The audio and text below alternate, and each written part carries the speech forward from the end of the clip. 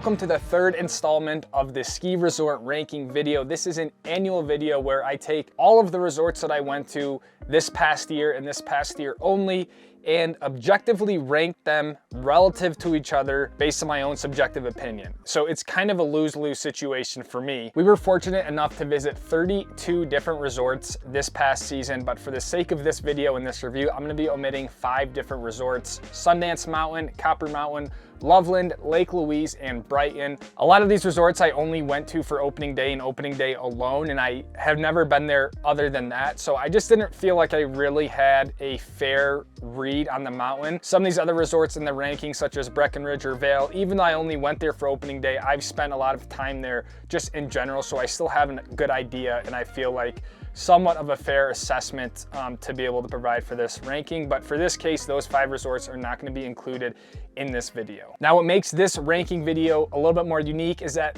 this is a rank relative to the other resorts on this list. This isn't an exclusive rank of, let's say, solitude. A lot of these resorts are getting compared to some of the best resorts in North America. If your resort or your home resort or your favorite resort is lower on the list, it doesn't mean that that resort is a bad resort by any means. It just means, again, relative to some of the best out there, that's where it falls. So I want to make it clear that none of the resorts on this list are bad by any means. I honestly recommend every single resort on this list, and I don't think you can really have a bad experience or bad trip to any of these listed resorts. This is very hard to do, largely because of personal biases with each resort. I try to do my best to remove those and really look at really only a few things: the natural terrain that's available at each mountain, the general accessibility and farmability of the run, and the quality of the snow, the amount of snow, the type of snow, stuff like that.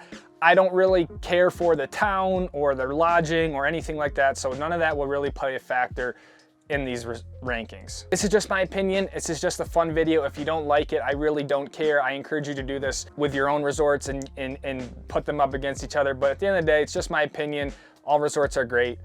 Let's begin. Starting off the list here with my least favorite resort, but still my favorite. Number 27 is Big Bear Mountain or Big Bear Resort in Southern California. You know, this just doesn't have the terrain that I actively seek out, but I do think if you are from the Southern California area, it is a great way to get up into the mountains. And if you're just someone who's kind of getting into it and learning, there are still some great pitches vertical to get the skis underneath you, but at the end of the day, just not necessarily where I'd want to spend my time. Following up with number 26 is Keystone Resort in Summit County, Colorado. Similar to Big Bear, it just doesn't really have that really enticing big mountain terrain. I've spent a lot of time at Keystone in the past. There are some really great back bowls, the North Bowl, South Bowl, stuff like that. But just compared to some other stuff, I would go to other resorts in the Summit County, Silverthorne area if I was there. But if you are a park skier or an aspiring park skier, Area 51 is probably amongst the best terrain parks of any resort on this list. Number 25, we're going north of the border to Sun Peaks Resort just outside Kamloops. This is honestly one of the most beautiful mountains I've ever been to, just the way the snow covers the trees and stuff like that. But again, this doesn't necessarily have some really big mountain stuff, but if you are in Kamloops or if you're doing a trip from Whistler east to Revelstoke and stuff, I definitely recommend stopping. It's just about 45 minutes north of the city and just a really great mountain, very good intermediate to advanced type of mountain. But I just felt like some of the runs were a little bit awkward and kind of had like these weird sort of pitches and runs to it. But again, I only spent really like a solid afternoon here, so I'm sure with more days and more experience, this is a pretty sick spot. This might come as a surprise to most people, but 24 is Vail Resort in Colorado. To be honest, it doesn't really have a lot of expert terrain. It has a lot of advanced terrain, single black diamond stuff. The back bowls are kind of what people all talk about, Blue Sky Basin. But if you're really looking for that kind of next level, the pucker factor, a little bit more like steep or big mountain stuff, Vail doesn't really have a lot of that. I don't love the setup of Vail and stuff like that, so that is why it's taken the number 24 spot. Number 23, we are back up north in Canada at Sunshine Village. This is one of the only resorts that I never filmed at. I was up here with my dad and my sister, and I didn't film anything, so I don't have anything to show for it, but we spent a whole day here. And while this is probably the most beautiful place I've ever been skiing, it just doesn't really have, again, that sort of gnarly all-access terrain. They do have Delirium Dive, but I'm trying to keep this to like what you can just access. You go to a resort, what can you ski? With Delirium Dive, you need a partner, you need Avi gear. So I think for most people that isn't always in the cards. So we spent all of our time lapping this little area on the side, which was fun, but for the most part, this was a pretty mellow mountain where I feel like you really had to hunt for some more extreme terrain. Great views of the Canadian Rockies, and it is very exposed. So on a windy day or anything like that, I would take caution because it seems like it could be pretty gnarly up there. Number 22, we are just south of the border at Snoqualmie. I had a hard time putting this one here because I feel like this mountain has a ton of potential, and I feel like on really good days, this place can be awesome. It just seemed like really all the terrain is off one chair, and to ski some of the more gnarly stuff, it almost seems like it's like this side country gate access where, again, I don't know the type of gear you need if you know,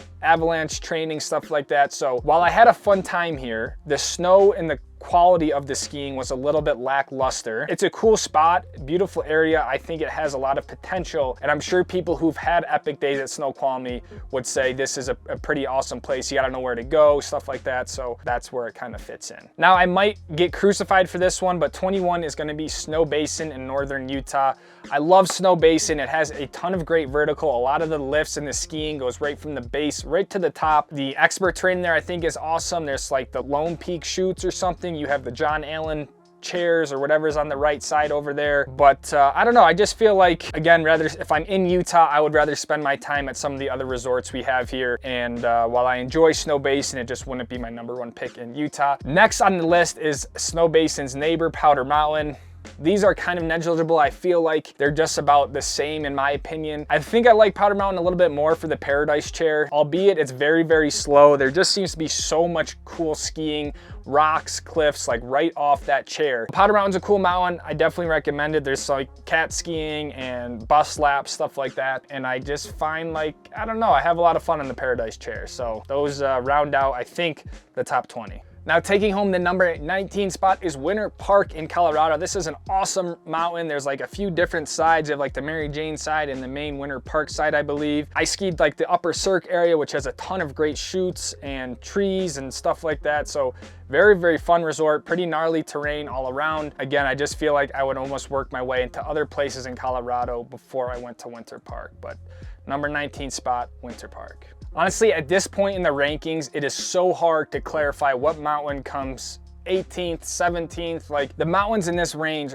they're just all so similar and all have their little things that make them fun. So this is where it gets very difficult, but number 18 is Mount Bachelor in Oregon. I didn't have the best day there. I didn't even get to see the summit or ski the summit. The mountain is pretty big, just kind of overall. The tree skiing was a lot of fun when I was there, and I would be really amped to try the top of the summit, the top of the volcano, whatever. But I think one of the things that keeps Bachelor a little bit lower is just the overall conditions, the snow quality that I talked about. I think when I was there, it was like raining on me, then it turned to freezing rain. So I just heard it can be kind of hit or miss. Some days you get great visibility, great conditions. Other times you get this Pacific Northwest sleet that's just really hard to deal with. So kind of due to that inconsistency, I think it's hard to place a mountain very high up because of that. Back to Colorado for number 17 is Breckenridge Ski Resort. I spent a lot of time here when I lived in Colorado, and I honestly really enjoy skiing at Breckenridge. I don't know if it's just the various peaks that they have or the lake chutes, the Six Senses, but you can get some really upper mountain above tree line stuff that I really feel like I learned a lot about myself and sort of progressing into more big mountain stuff, that I just feel like Breckenridge has just about anything you could want, from great park skiing, tree skiing, upper mountain, chutes, rocks, stuff like that. So when I'm in Colorado, I would never complain about spending a day out at Breck. 16, we are back in Oregon at Mount Hood Meadows. I spent a solid day here and I was very, very impressed with the actual terrain. Similar to Bachelor, the snow was a little bit iffy, but I was really impressed by the terrain at Mount Hood Meadows. That whole God's Wall area, the top sections, like there was a very good mix of terrain. You can kind of get as gnarly as you wanted to go. The only thing, again, that's kind of holding it back is that inconsistent snow, the sort of unpredictability of what you're gonna get. But I think there's a lot of potential there on good days, good storms, stuff like that. But for that reason, I'm putting Mount Hood in that 20 to 15 area. Starting the top 15, and again, this is where it just gets so freaking hard, and all of these mountains are just incredible, and you should go to every single one of them. 15, Deer Valley Resort here in Utah. I love Deer Valley. You guys know this. I used up all my days there and then some, and I think it doesn't get the credit it deserves. I think people think Deer Valley is mostly groomers and, you know, the really high-end part of Utah and Park City, which it is, but there is some great terrain up on the Empire side, Lady Morgan. Every time there's a powder day and you want like a good experience, easy terrain to get to, easy to get off the bottom, Deer Valley is the move. It just doesn't see the same amount of traffic, but the snow is just as good, and it honestly remains days after a storm, and I'm not even kidding. I made a video about finding storm leftovers like 3 days after a storm, and I was still getting untracked face shots at Deer Valley. So great tree skiing. The daily shoots can be very, very gnarly, and yeah, I always have a good time at Deer Valley. Number 14 is Deer Valley's neighbor, Park City Mountain Resort. This is my home mountain. I have spent, I don't even know how many days skiing Park City and canyons just in my entire lifetime.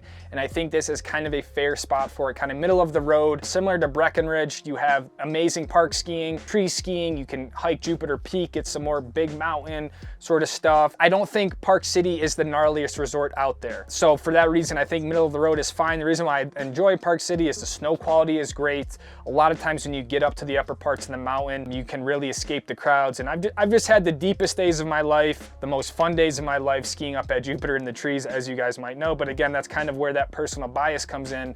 And I tried to step away from that and objectively place it on a terrain level where I think it realistically fits. So for that reason, 14, Park City.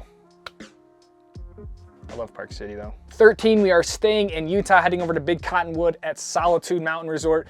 I spent more days here the past 2 years than I ever have before, and every time I ski it, I have like a love-hate with it because I feel like it can be an awkward mountain to ski, but the snow is obviously incredible, the terrain is great. I just think sometimes getting around the mountain can feel like a chore, especially if you're trying to lap the Honeycomb Canyon area. It can kind of be a little awkward to get around, but for the most part, the terrain is excellent, the snow is great, and with the task of getting up the Cottonwoods, Solitude and Big Cottonwood typically is a little bit easier to navigate than Little Cottonwood. Now, number 12, back over to Colorado at arguably one of my favorite resorts of all time, Arapahoe Basin. I've skied here many, many times when I lived in Colorado, and again, this is one of those resorts that really got me into a little bit more bigger mountain stuff, really pushed my skiing, my ability. And I think A-Basin, for a smaller, less resorty feel, is a very gnarly resort. The East Wall is some of the most intense inbounds resort skiing that I've ever done, both from the hike situation to the way you got to get into different chutes. So they have the East Wall, Pallavicini lift is great. They just opened the steep gullies, all that sort of stuff. I think A-Basin is a mountain that deserves respect, and I think the terrain is pretty sick. So I think that's, I think 12 is a solid ranking for A-Basin. For number 11, we are going over to California at Alpine Meadows. This is one of the mountains found at Palisades. The reason why I decided to separate them is because the gondola was new this year, so I feel like it's still pretty fresh in that the mountains are kind of one big one now. I mean, the terrain here is not to be messed with. It's another one that's just absolutely sick. You got to be really careful around here. There's some great hiking, and just one of those places that again deserves a lot of respect. The only thing I think a little bit with here is just the general Tahoe, Truckee area snowpack. And in my experience, you know, I've been there for some crazy storms, and then everything gets skied up within the first like 1 to 2 hours. So I think from an experience standpoint, it can be a little bit underwhelming. But the terrain, and I'm sure if you know where to go, you're a local to the area, it's pretty damn sick. The top 10. I mean, this is where it's like, anything here is like, shiver me timbers, it's pretty damn sick. Number 10, Sugar Bowl, also in the Truckee area. My whole thing with California is that it's some of the gnarliest terrain I've been around. I felt like every time I ski in California, no matter what mountain it is, I feel like I'm about to ski myself off a cliff. So I spent a good day here, but I was scared the whole time because I was like, they have these things called the Palisades, which are skiable, and you look at them, you're like, there's no way anyone can ski those. And it just was kind of the whole theme throughout the mountain. And yeah, I just feel like it was a good fit with the rest of the Palisades and the Truckee area, Sugar Bowl. And again, it's all very similar, but the terrain here is definitely no joke. Same sort of deal with the snow quality, but again, you won't have a bad day at Sugar Bowl. Number 9, this was tough for me, but I put Crystal Mountain in Washington at number 9. Crystal honestly blew me away. I had so much fun there. I spent 2 full days there. Hiking up to Storm King or Storm Peak, I think it's called, Storm King, and skiing the pinball chute. That was one of my sickest chutes I've ever done in my life. Then having the whole Chair 6 area, the Northway area. There's a ton of terrain there. That's a lot of fun, no joke, sort of big mountain stuff. That I think top 10 is very deserving of Crystal. The only thing I think the bummer is the whole visibility issue. I mean, I've heard for the most part it can be pretty socked in, low light, stuff like that. So for that reason, I think it's, you know, appropriate where it is, but I would not pass up an opportunity to go to Crystal. Number 8, Alpine Meadows, Neighbor, Palisades, Squaw Valley, whatever you want to refer to it as. This is kind of like, it's known as like the birth of free skiing. The KT22 chairlift has some of the most gnarly stuff you'll ever see and experience, probably more gnarly than you would even want to ski. So, and that's just one area of the mountain. The whole sort of, I don't know if it's the Granite Chief area, but the whole sort of upper backside is also a lot of fun. And yeah, it's just kind of one of those legendary mountains that again deserves respect, and a place that you really won't have a bad time at. I think the only thing with this, similar to the other Tahoe resorts, is it can get a ton of snow, very high winds. So all this can kind of affect, you know, it can almost storm too much to where the stuff doesn't open, and it just makes it a hard thing to experience. And similar to Alpine Meadows, you get a bunch of snow, the resort finally opens, and it feels like it's all skied up in the first hour or two, and you're waiting in lines for a while at KT22. So just some little logistics stuff that again make the access and skiability that I mentioned a little bit difficult. But at the end of the day, from a terrain perspective, this is the real deal. Number 7, we're heading south just a little bit to Kirkwood Mountain. This was a mountain I went to, and I was just like really blown away by the terrain.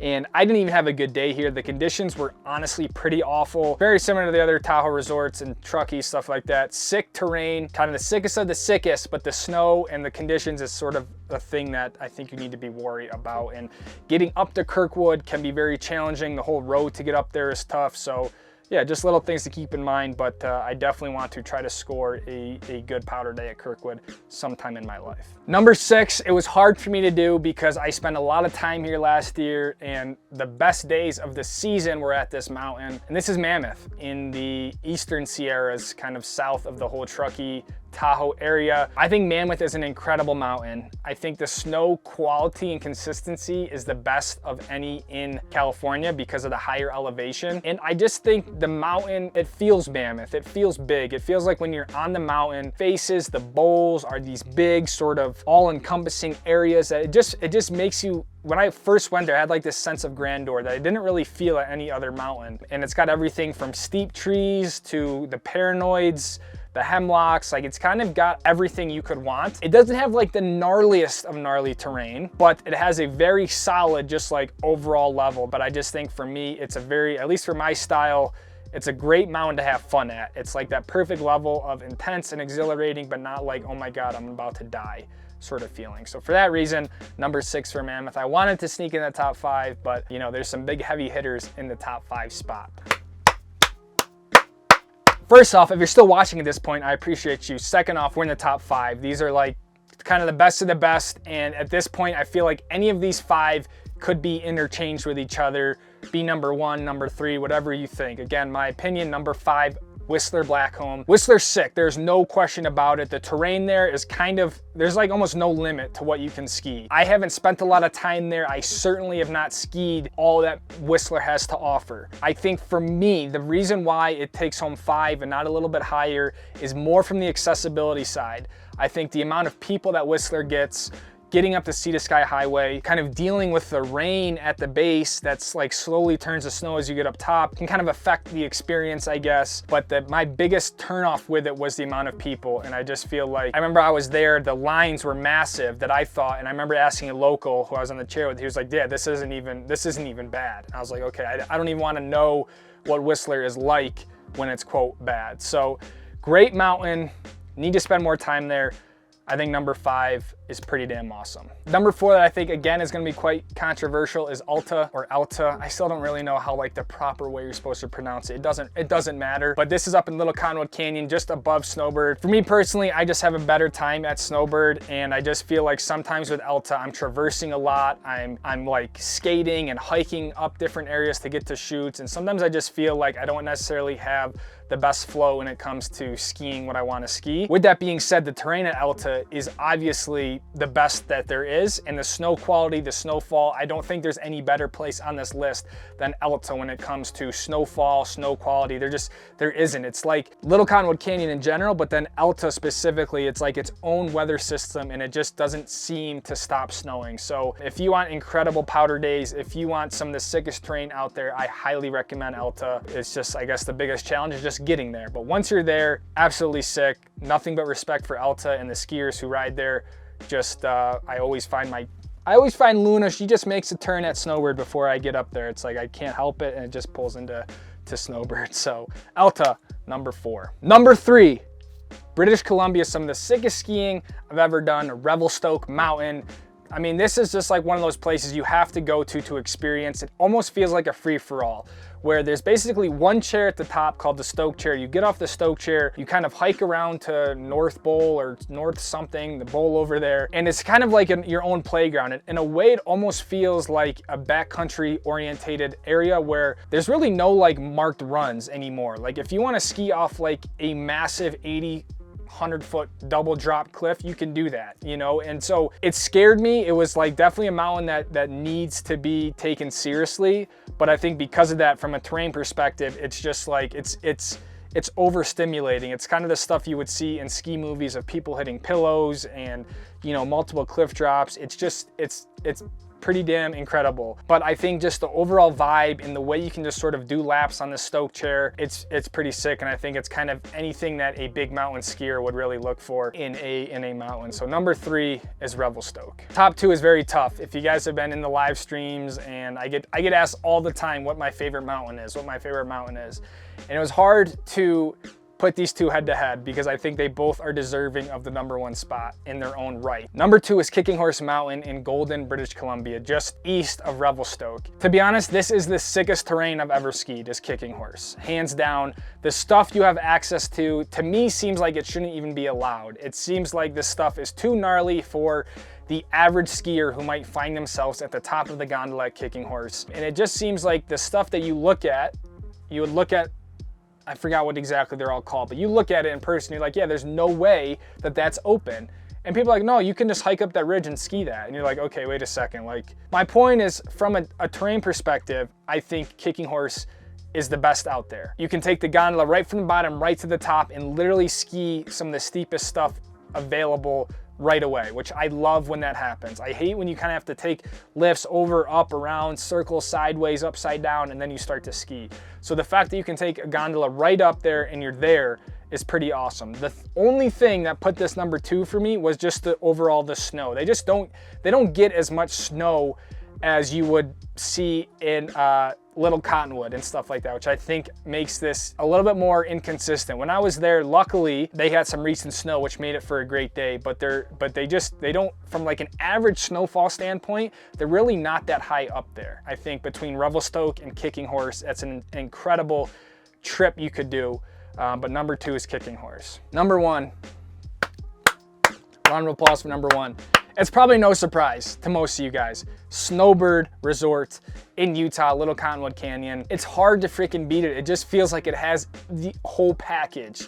It's got top to bottom tram laps, 3,000 vertical feet. You know, you can hop on the tram and you are skiing the upper cirque right away. I think it has the best fall snow quality of any place on here. I mean, Alta's there too, but I can't describe to you guys what, you know, a 10-inch powder day at Snowbird feels like. It's something you need to experience, the dry, light, almost weightless snow that you just ski and it just is over your head, and it's just an incredible place. I love the terrain there, from the Cirque to Mineral Basin to the Gad Valley area. It's like wherever you turn, there is just extreme advanced terrain for you to ski. I guess the only negatives is the access getting up there can be a nightmare. It was particularly tough this past year with the amount of snow we had, the avalanches that cover the road in Little Cottonwood Canyon. I think if you can get up to the mountain, it's just some of the sickest skiing you'll ever have in your life. I need more than 7 days there each year,